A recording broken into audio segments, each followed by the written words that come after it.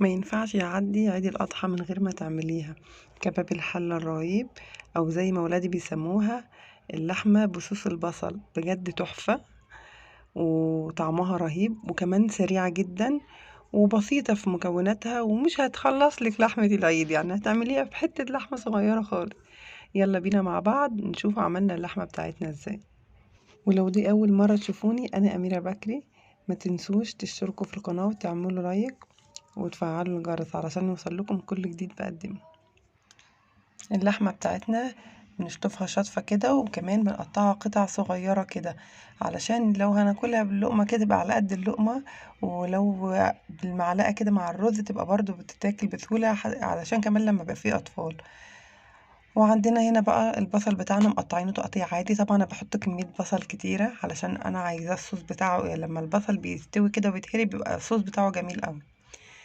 هديتهم تقليبه مع بعض كده. انا اول ما حطيت البصل حطيت اللحمه وما حطيتش اي ماده دهنيه. عندي معلقه كده من بهارات اللحمه، وكمان هضيف عليها نص معلقه من الفلفل الاسود ونص معلقه من الكزبره. اديت كمان بشره زنجبيل فريش، بس ما بانش في التصوير، ما كنتش مصوره المقطع ده. لو عندك كمان بودر ممكن تضيفي. وهنضيف عليها كمان نص معلقه صغيره من القرفه ورشه صغيره جدا من الكمون،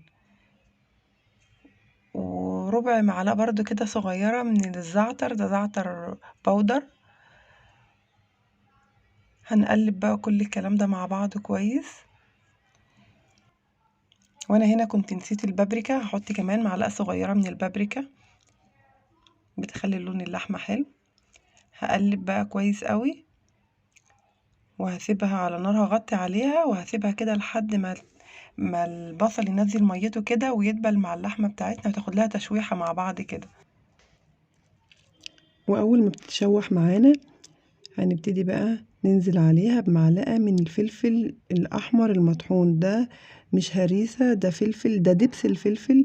ان شاء الله هنزل لكم الفيديو في الوصف، بستخدمه لحاجات كتيرة جدا.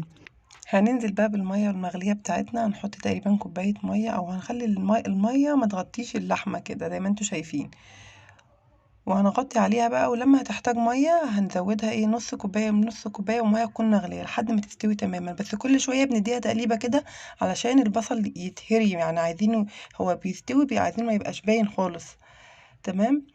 لما بتستوي معانا بقى خلاص استوت سوا كامل. عندي بطاطسايه واحده مقطعاها مكعبات واديتها كده، حمرتها في الزيت علشان ما تتهريش معانا، وهسيبها في كده اللحمه مستويه سوا كامل. انا هخلي بس البطاطس تكمل سواها في اللحمه، ونظبط الملح بتاعنا بقى، وهنسيبها كمان على ما البطاطس هتستوي هتشرب الميه الزايده اللي هي في اللحمه دي.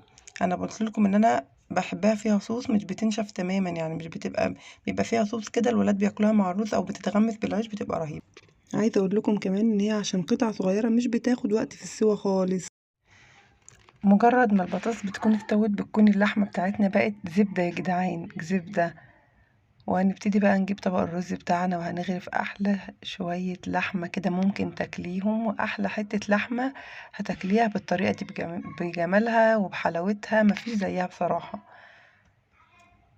اتمنى تجربوا طريقتي وباذن الله تعجبكم وهتدعولي. شايفين قطعة اللحمة صغيرة ازاي؟ هتاكليها بلقمة كده هتبقى على قد اللقمة، هي قطعة اللحمة قد البطاطساية اصلا. اتمنى الفيديو كان عجبكم، ولو عجبكم الفيديو ما تنسوش تدعموا اختكم باللايك واشتركوا في القناة لو لسه اول مرة تشوفوني. والسلام عليكم ورحمة الله.